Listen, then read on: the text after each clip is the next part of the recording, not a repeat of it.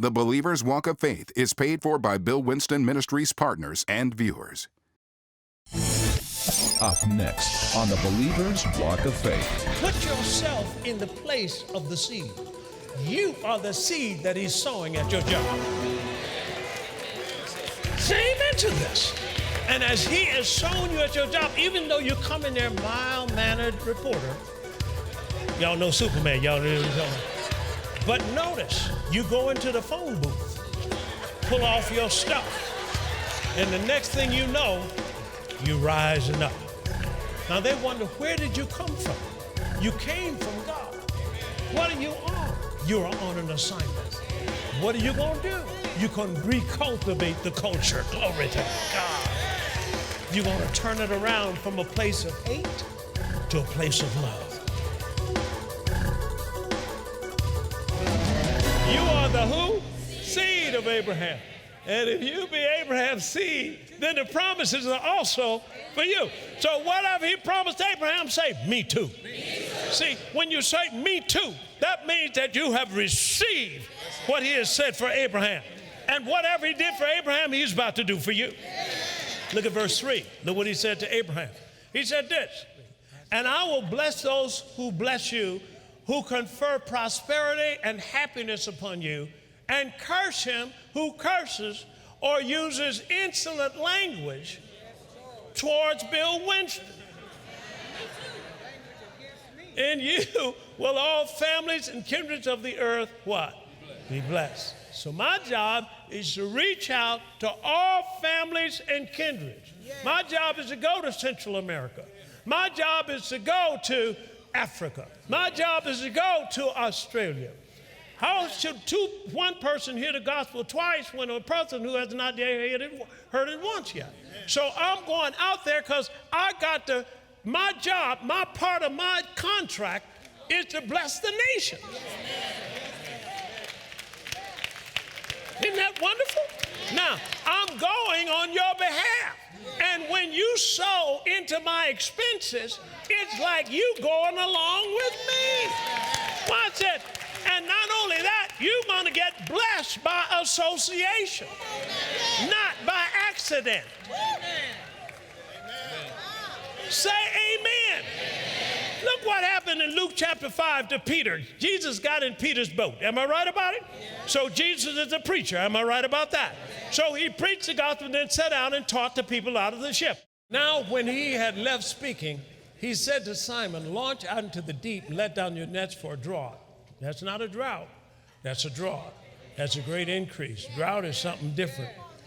And Simon answered, said to him, Master, we have toiled all night and taken nothing. Nevertheless, at your words that you preached, I will let down the net. Watch this. And when he had this done, he enclosed a great multitude of fishes. And what happened to the net? The net broke. Watch this. And they beckoned to their partners, which were in the other ships, that they should come and help them. And they came and filled both ships so that they began to sink. Now, wait now. His partners got what he got. No, that's the wrong group over here. His partners, let me come all the way over here. His partners got, I better look up here. His partners got, can't you see what I'm saying? His partners got what he got. Why? Because it's by association. You can just hang out with Bill Winston. Come on, you just hang out with me, and you're going to get something.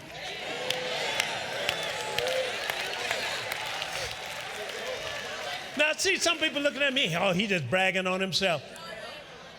You know I'm not bragging on me. I'm bragging on Jesus. He is the one in your boat. He's the one that's going to increase you. In Genesis chapter 13 and verse 1, if you look at that, you will see the same thing. And Abram went up out of Egypt, he and his wife and all that he had, and Lot with him to the south. Watch this. And Abram was what? Very. Say it again.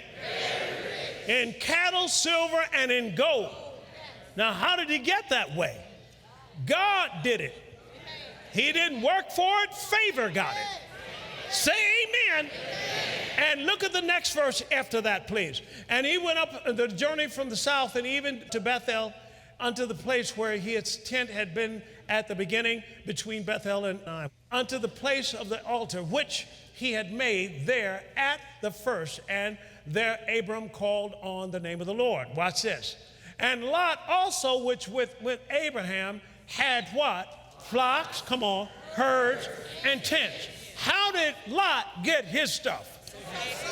By being associated. Lot didn't have 1 ounce of faith, and it proved that in chapter 14, because they swept down and took Lot. And took him all his stuff, took all his wives, everything, and so forth, ran off with him, and Abraham had to go rescue him. Why? Because he didn't have 1 ounce of faith. So you can come up in here and not have 1 ounce of faith yet, and just be associated with the right people. And I'm telling you, the same anointing that's on BW can come on you. Man, you got to get this. That's the power of the anointing. So God now is going to take you because you've been chosen. How do I know that? Ephesians 1 and 3. Blessed be the God and Father of our Lord Jesus Christ, who has blessed us with all spiritual blessings in heavenly places in Christ, according as he has chosen us in him before the foundation of the world. Chosen. And remember what I said about chosen. Remember what I used the example, me and the boys were out when I was in high school. We were going to a party. It was late, and we showed up at the party. We all thought we were cute. And so we showed up at the party, you know what I'm saying? Don't hate, now participate. And so notice what happened. Me and the boys talking, and I saw a young lady looking at me, sharp young lady. And I kind of backed up to see if her eyes were still on me. I told you don't hate. Didn't I tell you don't hate? And so what happened? Kept looking at me, and then I moved back up to the boys, and I said, boys, I don't know how long I'm going to be with you. Look like I've been chosen. Now notice what I was. I was picked out of a group, and so were you. You were picked, that's why you're up in here. You were picked out of a group. God saw something in you that he picked you out. He said, I want you. Now, some of y'all are going to be sent back to your own relatives with the gospel. Why? Because he didn't pick them. He picked you first. But he wants all the families to be saved. Isn't this wonderful? So he is going to send you into the world. He's going to send you, he gets you, pulls you out of it, trains you, sends you back. When he sends you, he's going to empower you so that you will be having about you things that will outpace the world. Say amen to this. Now realize that I need to let my light so shine. And it shines best where? In darkness. So I don't need to let it shine up in here. I need to let it shine where? Out there. So he's going to send you out there, whatever profession you have, and he's going to want you to stay with kingdom principles. Because he knows that you cannot change a world if you're conformed to the world. So he says in Romans 12:2, be not conformed to this world, but be ye transformed. And he knows also you can't change a system outside the system. Cool, I'm talking now. You got to go into that system to change it. Say amen. Now, I'm not talking about do like they do, but because you're going to be different. Where they get revenge, you're going to operate in love. Why? Because they can't steal nothing from you. You see, God has promised you that he said, touch not my anointed. Say amen to that. See, if they ever look like they stole something from you, you can be like Job. Remember, Job got wiped out. You remember that? And here's what Job's wife said in chapter 2. She said, do you still maintain your integrity? See, your answer to that is yes. Because notice in chapter 42, Job got restored twice fold everything he lost. Now, how could he get restored twice fold? Because he kept his integrity.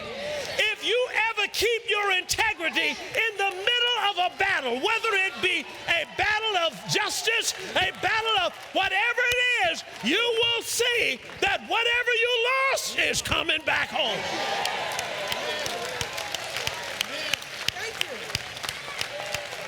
See, you can't sink to another level because God won't back another level. He's only going to back kingdom principles. And integrity is a key principle of the kingdom. Justice is a key principle of the kingdom. Martin Luther King didn't win it all because he marched. He won it all because he stood on the word called justice. He stood on the word that God is a just God, and whatever's unjust, God's going to fix it up. Lord Jesus. All right, two things. I want to talk about a seed first, and then I want to talk about your mouth. A seed. A seed. The power of a seed. A seed is powerful. Now look what he says in Matthew chapter 13 and verse 31. In Matthew 13:31, he says this. Another parable he put forth. Jesus is talking now, saying, the kingdom of heaven is like a grain of mustard seed, which a man took and sowed in his field. Watch this. Which indeed is the least of all seeds, but when it's grown, it is the greatest among herbs, and becometh a tree, so that the birds of the air come and lodge under the branches thereof. So, even though it be small, a mustard seed, if you ever seen one, you drop it on the carpet, you can hardly find it if you got bad eyes. But if you plant that smaller seed, then it's going to grow up. Now watch this. It's used to growing in hostile environments. So notice, put yourself in the place of the seed. You are the seed that he's sowing at your job. Say amen to this. And as he has sown you at your job, even though you come in there mild-mannered reporter, y'all know Superman, y'all know what I'm talking about. But notice, you go into the phone booth, pull off your stuff, and the next thing you know, you're rising up. Now they wonder, where did you come from? You came from God. What are you on? You're on an assignment. What are you going to do? You're going to cultivate, you're going to recultivate the culture. Glory to God. You're going to turn it around from a place of hate to a place of love.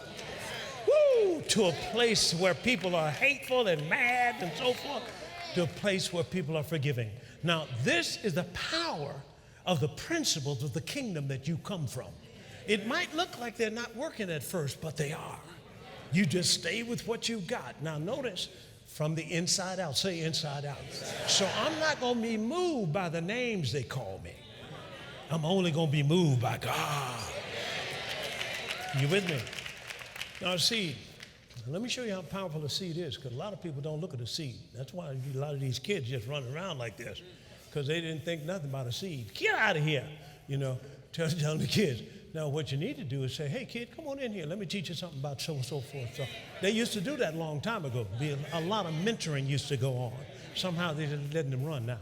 But a seed is very powerful because a seed determines your future.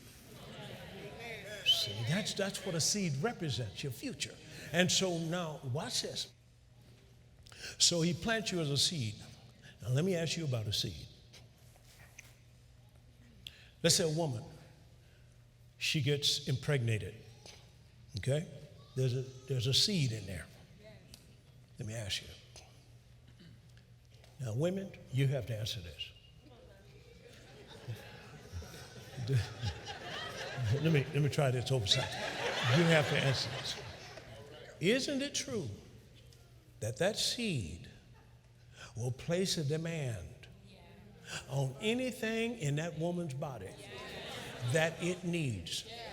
If it needs calcium, if it will strip it from that woman's bones. That's the power of a seed. You got to get me now. You got to get me. See, He's going to plant you there as a seed. And whatever you need will be stripped out of that environment to fortify you to meet the need that you have. Come on, so that you can come to full term. And when you come to full term, you don't even say when a baby's going to be born.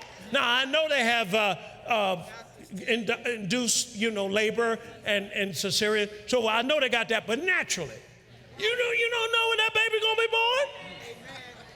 And you're just waiting. Am I right about it? You don't even have no say-so about that. I'm just saying, when you are planted in that environment, the power of a seed. Paul said it like this in 1 Corinthians chapter 3 and verse 21. He said, all things are yours. So whatever you need to strip out of that environment to help you meet your destiny, it's stripped. Jesus said, there's a donkey in town and he's tied up. You go untie him and bring him to here. Here. If anybody asks you, what are you doing untying my donkey? You tell him one thing: the seed has need of him.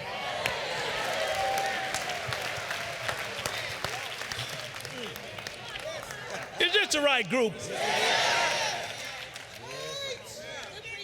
You're known and you will be raised up in the most hostile environments known to men.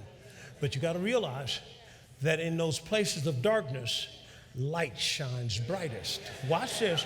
And the anointing works more powerful. You got that scripture in Micah chapter 4. He said, be in pain and labor to bring forth, O daughter of Zion, that you, like a woman in travail, for now shalt thou go forth out of the city, and thou shalt dwell in the field. Watch this. And thou shalt go even to where? That's the world. There shall thou be what? Delivered. There the Lord shall redeem thee from the hand of the enemies. Notice Joseph. Joseph couldn't bring forth that anointing while he was up there with his brothers with all that hate. Notice what he did. He got replanted in where? Egypt. And once he went down to Egypt, the anointing kicked in. Come on, the anointing kicked in. So sometimes you need to change environments. And when you change environments, that is on the inside of you start kicking in. Say amen to that. Now, your mouth. Because pressure comes. All right? I want to show you this. Y'all with me?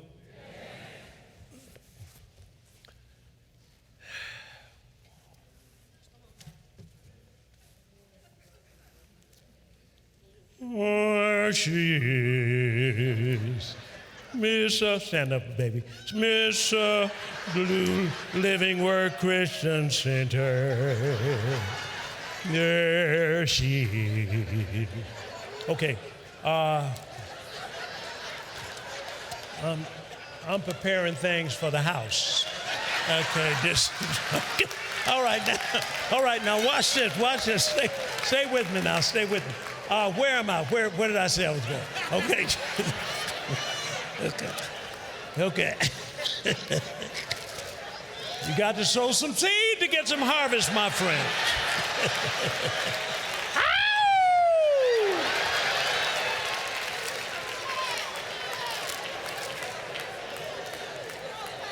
Watch this. Genesis 37, and look at verse 33. This is Jacob. Jacob had some sons, and Joseph was one of them. Joseph had a dream that he's going to take over everything. He had a dream that he was a man of dominion. He was in control of everything. Watch this. Now, what happened? He told his brothers. Brothers got jealous. Now they're going to plan to kill him. But they decided not to kill him, but to sell him as a slave. All right? But notice what happened. This is found in verse 33. What happened? They didn't kill him, threw him in a pit, sold him. And now they brought back his coat that they dipped in animal blood and brought it back to the father. Watch what the father said in verse 33. He knew it and said, my son's coat, an evil beast has devoured him. Joseph, without doubt, rent in pieces. Check it out now. Watch this. And Jacob rent his clothes and put sackcloth on his loins and mourned for his son many days. Check it out. And all his sons and all the daughters rose up to comfort him, but he refused to be comforted. And he said, for I will go down into the grave, into my son mourning. What did he do? The blessing that was on his life ensured that his children would be blessed. Watch this. But he looked at some false evidence that appeared real. That's called fear. False evidence appearing real. And notice what he did. He spoke it. Let me tell you what happens when you speak it.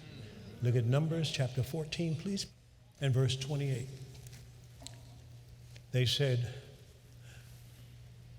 Joshua and Caleb came back with the 10 spies and said, hey, let's go up at once and possess the land. We're well able to overcome it. We got the victory. Let's go get it. What did the others say? We be not able to go up that land. Those giants are bigger than us. We're like grasshoppers. Now watch what God says about what they both said. Watch this.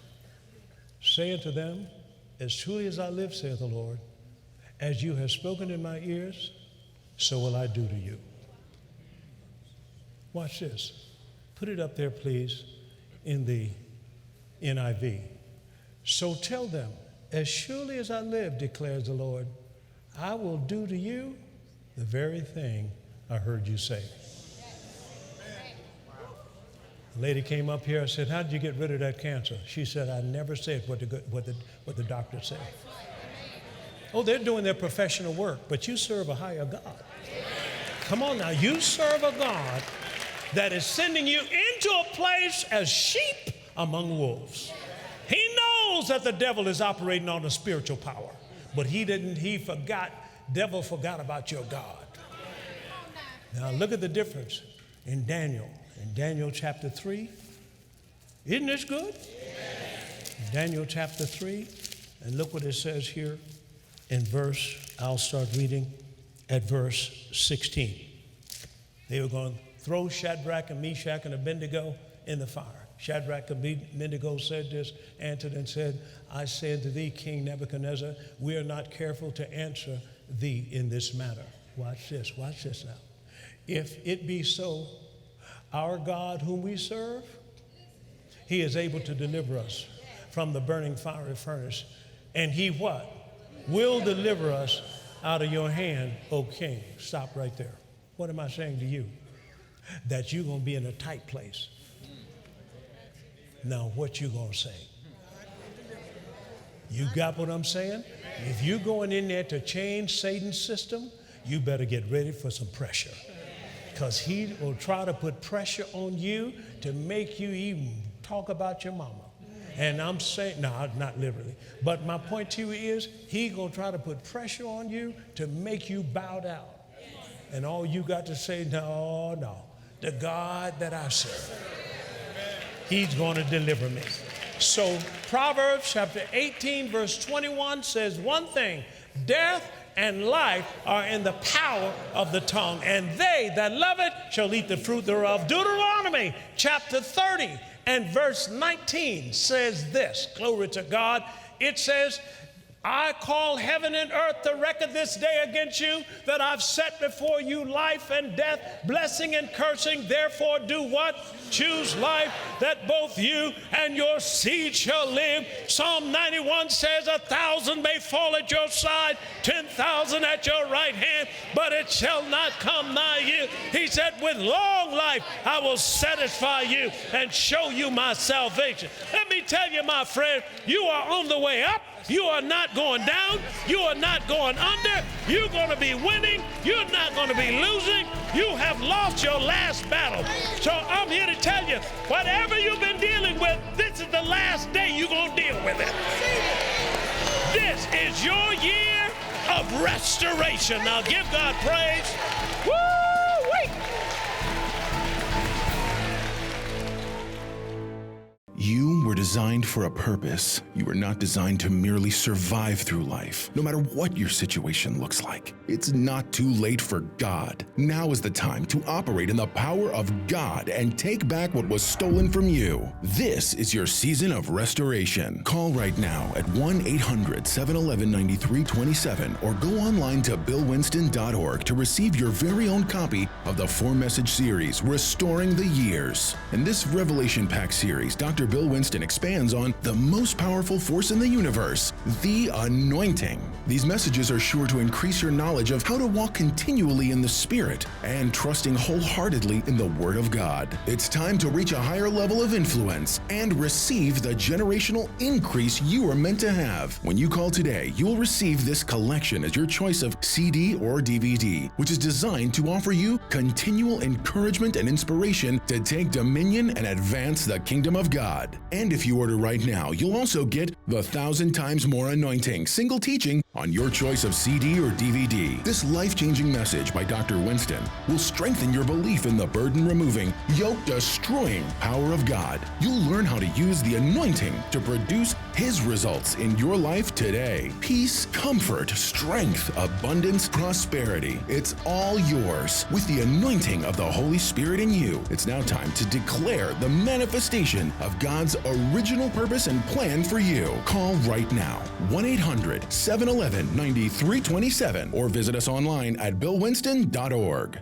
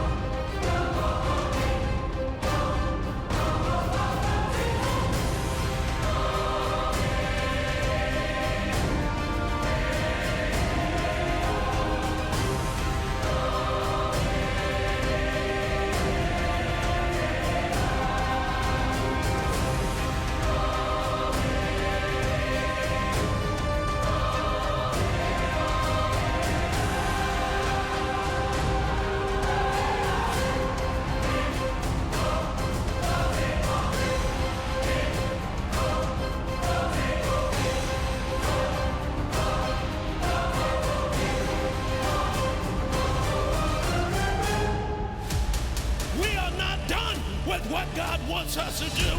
We're about to get into the best life we've ever had in this earth. We didn't come to take sides. We came to take over.